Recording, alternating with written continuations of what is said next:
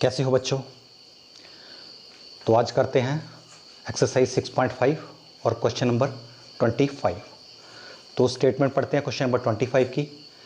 तो स्टेटमेंट में लिखा हुआ है show that the semi vertical angle of the cone of maximum volume of given slant height is tan inverse √2। तो ये क्या है, स्टेटमेंट ये बोल रहा है कि semi vertical angle of the cone, ये हमारे पास कोन दिया हुआ है, ठीक है, कोन की शेप है और इसमें जो ये एंगल थीटा है, ये जो एंगल थीटा आपको दिखाई दे रहा है, ठीक है, इसको बोलते हैं हम सेमी वर्टिकल एंगल। ये हमारे पास सेमी वर्टिकल एंगल है, इसको सेमी वर्टिकल एंगल बोलते हैं। और सेमी वर्टिकल है और कहता है कि ये इसकी हमने वॉल्यूम इसका मैक्सिमम करना है और इसकी गिवन स्लैंट हाइट, गिवन में इसमें होता है, इन क्वेश्चन में आपने देखना जहां गिवन लिखा हो तो वो कांस्टेंट है, इसकी जो स्लैंट हाइट है वो कांस्टेंट है, वो चेंज नहीं होगी। इसमें स्लैंट हाइट ये L है इसकी। तो हमने शो क्या करना है इसमें कि जो इसकी सेमी वर्टिकल जो एंगल है theta is equal to tan inverse √2। जो ये है ये किसके इक्वल है, tan इनवर्स √2, ये शो करना है। तो चलते हैं इस क्वेश्चन को देखते हैं कैसे करना है। तो सबसे पहले हमें पता है कि जो गिवन क्या है हमारे पास, गिवन स्लैंट हाइट गिवन है। तो जो गिवन चीज होती है तो वो तो कांस्टेंट है, तो ये L कांस्टेंट है, ये ना इंक्रीज होगा या ना डिक्रीज करेंगे, ये एक फिक्स रहेगा। तो ये स्लैंट हाइट कांस्टेंट है। अब बात करते हैं इसका, कहते हैं वॉल्यूम मैक्सिमम होना चाहिए। तो वॉल्यूम ऑफ कोन आपको पता होना चाहिए, कर चुके हैं हम पहले क्वेश्चन। तो वॉल्यूम पहले तो आप अगर वॉल्यूम ऑफ कोन, अगर आपको वॉल्यूम ऑफ सिलेंडर पता है तो आप वॉल्यूम ऑफ कोन आप निकाल सकते हो आराम से।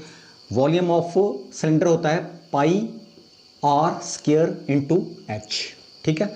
आप इसको 3 से डिवाइड करें तो ये हमें क्या मिलेगा, volume of cone. Volume of cylinder को 3 से डिवाइड किया तो हमें मिल गया वॉल्यूम ऑफ कोन, ठीक है। और इसको हमने करना है मैक्सिमम, इसकी मैक्सिमम करना है इसको, ठीक है।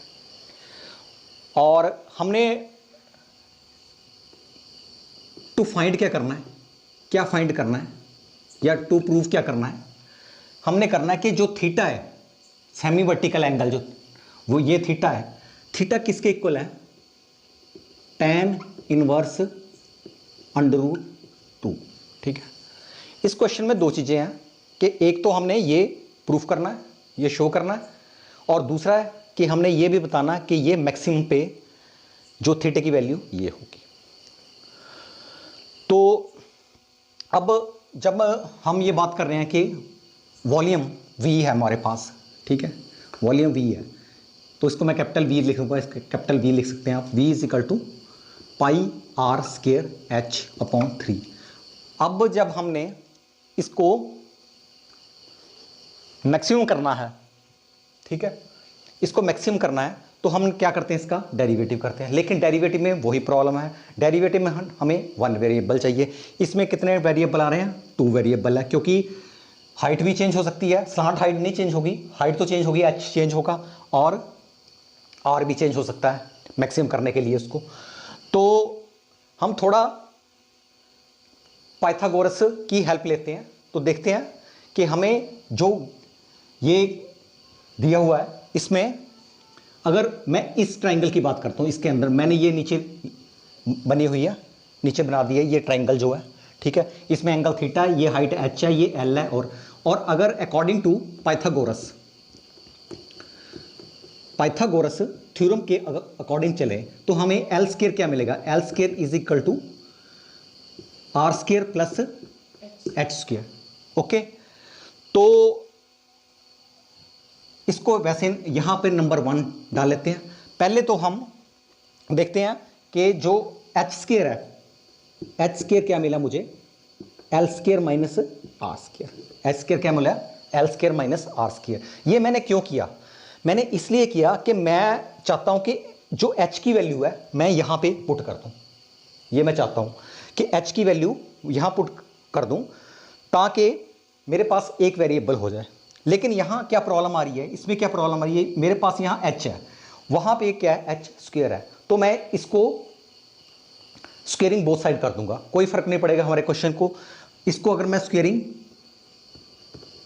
स्क्वेयरिंग ऑन बोथ साइड करूं तो मुझे क्या मिलेगा?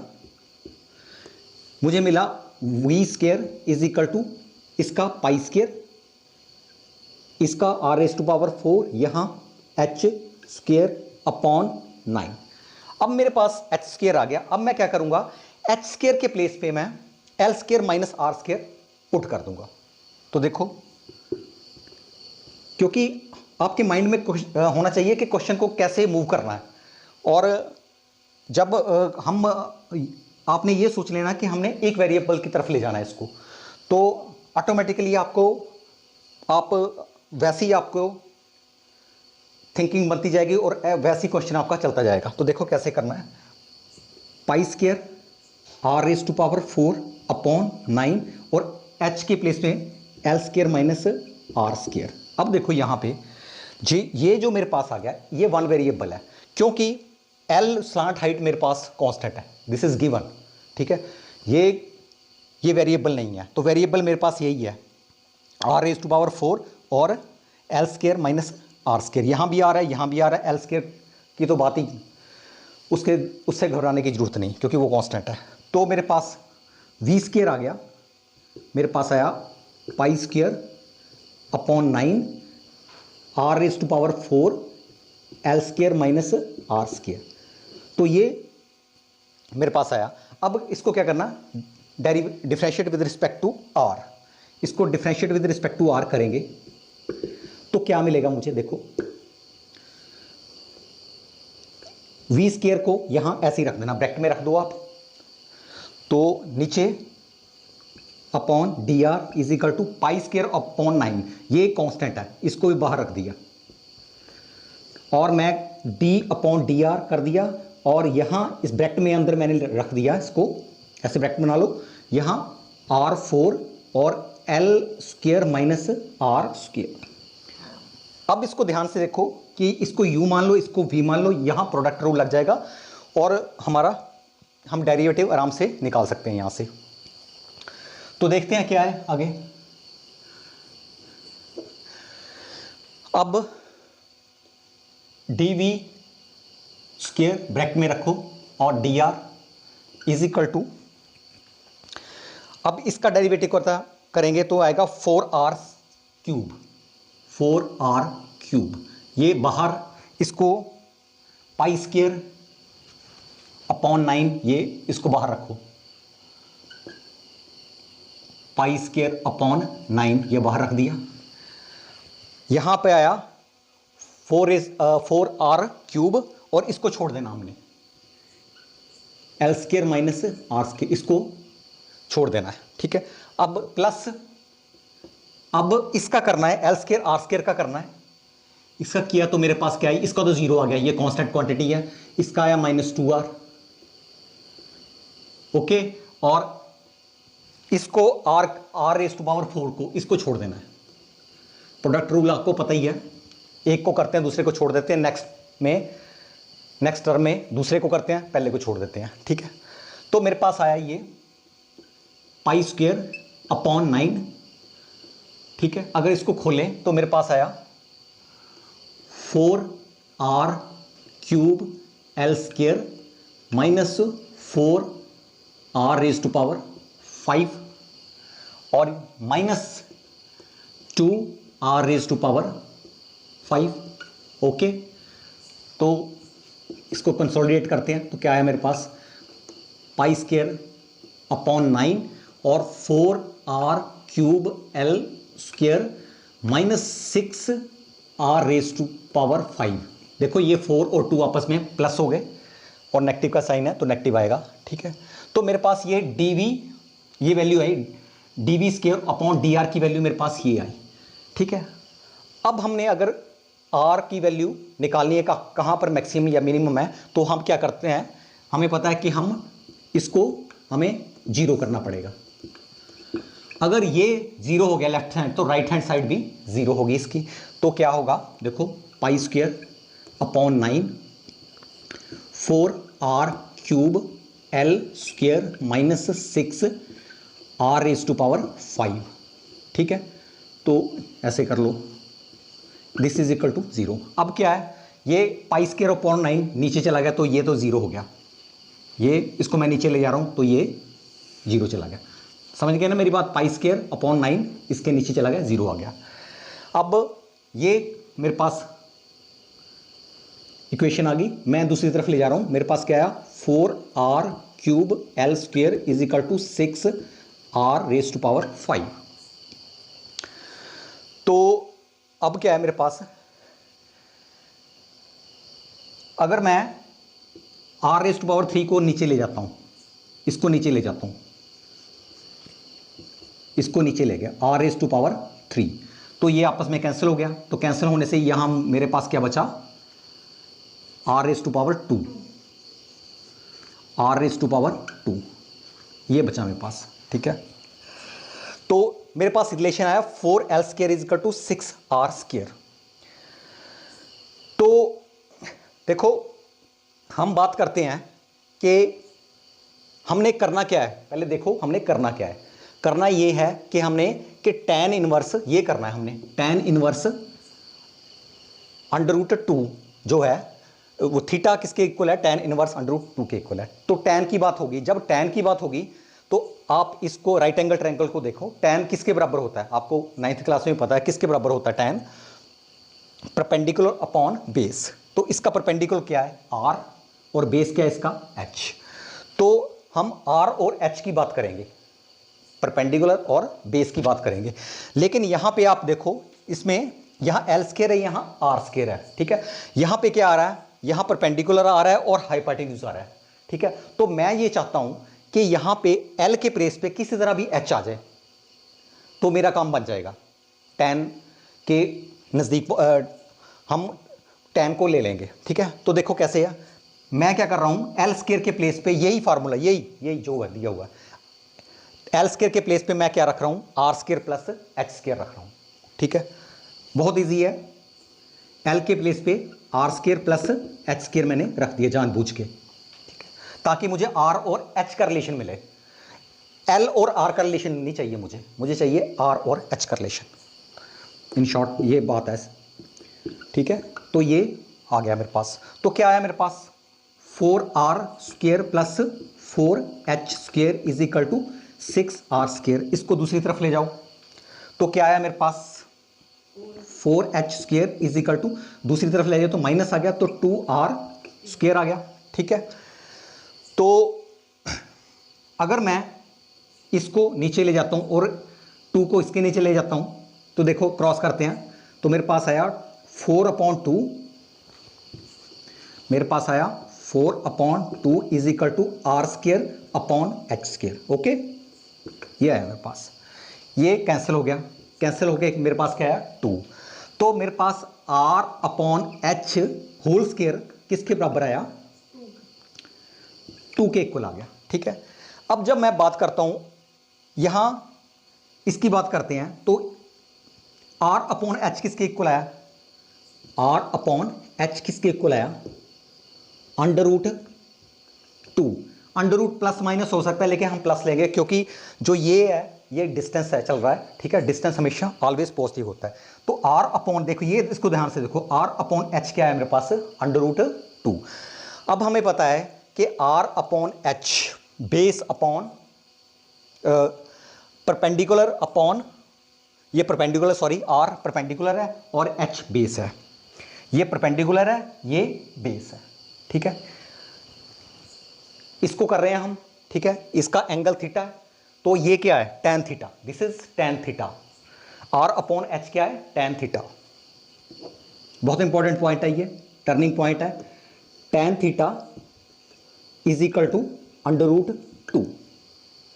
ओके, तो थीटा किसके इक्वल आ गया, दूसरी तरफ ले जाओ, इनवर्स आपने ट्रिग्नोमेट्री पढ़ी है, तो मेरे पास क्या है, tan इनवर्स किसके इक्वल आया, √2 के। ठीक है, तो ये हमारे पास थीटे की वैल्यू तो आ गई। ठीक है, अब क्या है, अब थोड़ा रह गया, हमने देखना है कि मैक्सिमम है या मिनिमम है। तो मैक्सिमम मिनिमम के लिए हमने क्या करते हैं, हम सेकंड ऑर्डर डेरिवेटिव टेस्ट। तो अब उस तरफ चले गए हम, तो देखते हैं कैसे करना है इसको मैं थोड़ा क्लीन कर रहा हूं। तो पहले तो ये देखो, फर्स्ट ऑर्डर में कितना क्या आया हमारा, मेरे पास आया dv² किसके इक्वल आया ये, दिस इज π²/9 और 4r³ L² -6r⁵5 ये है हमारे पास। ठीक है, तो इसका again differentiate derivative, again differentiate with respect to r, दोबारा अगेन करेंगे, एक बार फिर करेंगे। तो मेरे पास आया, इसको करेंगे d² ब्रैकेट में v²/dr²। ठीक है, और यहाँ पे π²/9 और यहाँ देखो अब क्या है, देखो 4l² तो कांस्टेंट है, इसको तो आपने छेड़ना ही नहीं है। तो इसका क्या आया, r³ का क्या आया मेरे पास, 3r²। ओके, ये मेरे पास 3r² आया।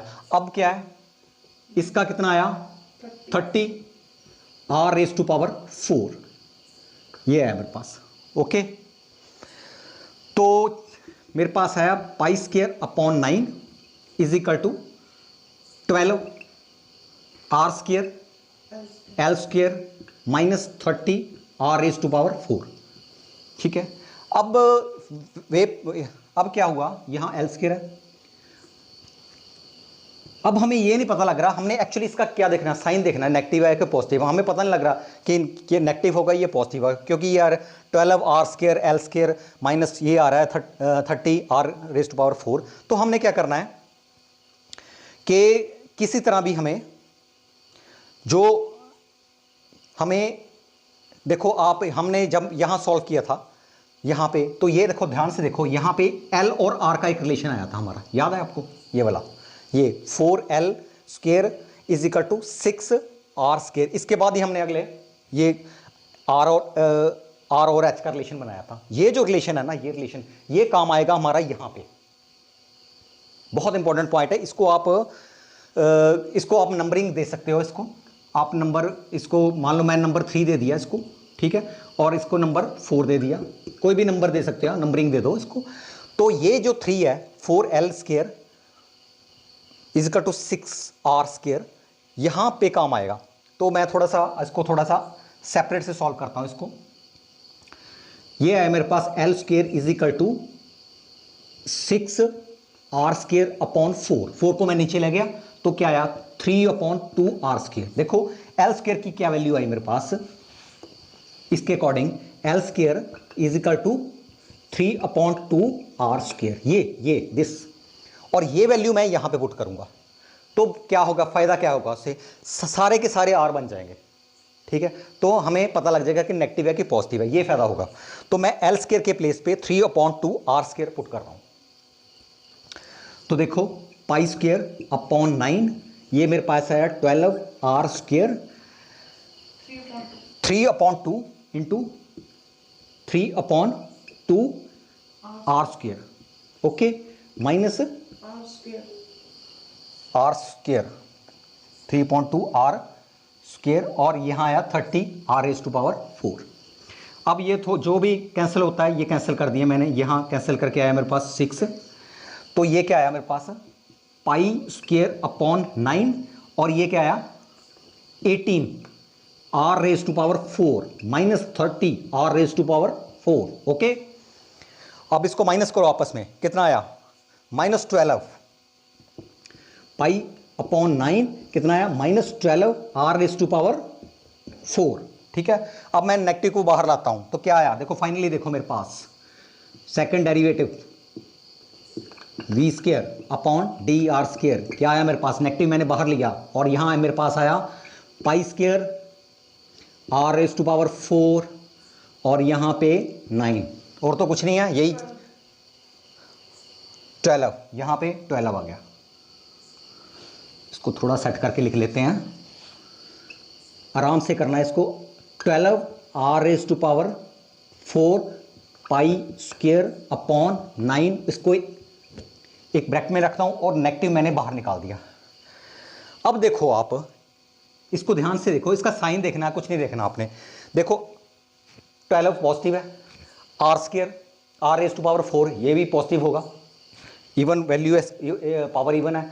पाई स्क्वायर भी की ये भी पॉजिटिव वैल्यू है, पाई भी पॉजिटिव है और इसके स्क्वायर भी पॉजिटिव है, 9 भी पॉजिटिव है नंबर है एक, तो ये सारा पॉजिटिव है, लेकिन मल्टीप्लाई किससे हो रहा है, माइनस से, तो ओवरऑल क्या हो गया ये नेगेटिव। तो जब नेगेटिव होता है तो मैंने आपको बोला था कि जब नेगेटिव होता है तो वो मैक्सिमम पे होता है, क्यों, जब हमारा सेकंड डेरिवेटिव कहाँ इंडिकेट करता है, ऐसे यहाँ पे 0 हो गया, फर्स्ट डेरिवेटिव 0 हो गया और यहाँ अगला पॉइंट सेकंड डेरिवेटिव जब नेगेटिव चला गया, नीचाई पे जा रहा है, तो वो मैक्सिमम वैल्यू अटेन कर चुका है, ठीक है। तो इसका मतलब ये मैक्सिमम वैल्यू थी हमारी, जो आर की वैल्यू थी, ठीक है, और एच की वैल्यू जो भी रिलेशन आया था हमारा वो मैक्सिमम पर था, और जब मैक्सिमम वैल्यू थी तो हमने ये तो निकाल लिया था, थीटा तो पहले ही ऑलरेडी निकाल चुके हैं। तो इस क्वेश्चन को कुछ ऐसे करना था।